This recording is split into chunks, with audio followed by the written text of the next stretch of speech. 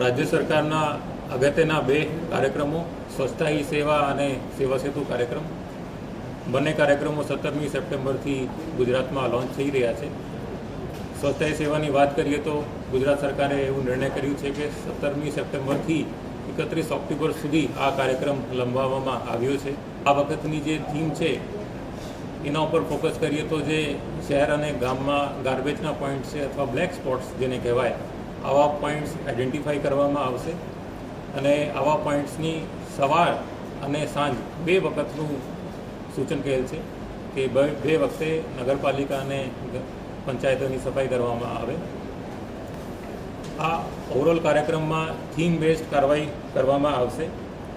Theme બેઝમાં દર અઠવાડિયાની એક થીમ રહેશે જેમાં જાહેર રસ્તાઓની સફાઈ છે, એના પછીના અઠવાડિયામાં ધાર્મિક સ્થળોની સફાઈ છે, વોટર બોડીઝની સફાઈ છે, વાણિજ્યના સ્થળો છે એમની સફાઈ છે, સરકારી કચેરીઓ એ એક એન્ટાયર વીક એના માટે છે અને છેલ્લે નગરપાલિકાનો જે આઉટડોર્સ વિસ્તાર છે એની સફાઈ રાખવામાં આવી છે।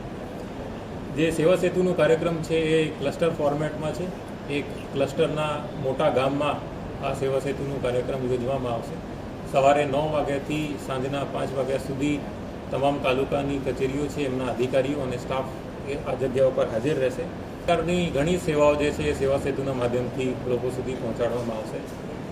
મેં ખાસ એવો સૂચન તમામ અધિકારીઓને કર્યું છે કે આ તમામ અરજીઓનું સેમ ડે નિકાલ થવું જોઈએ, એટલે સવારે જે અરજીઓ નોંધવામાં આવશે બપોરે એનું પ્રોસેસ કરીને અને સાંજ સુધી તમામ અરજીઓ પર પોઝિટિવ નિકાલ થાય અને મેક્સિમમ લોકોને એ એક જ દિવસમાં એની જે અરજી છે એનો નિકાલ થઈ જાય આવી સૂચના આપવામાં આવી છે।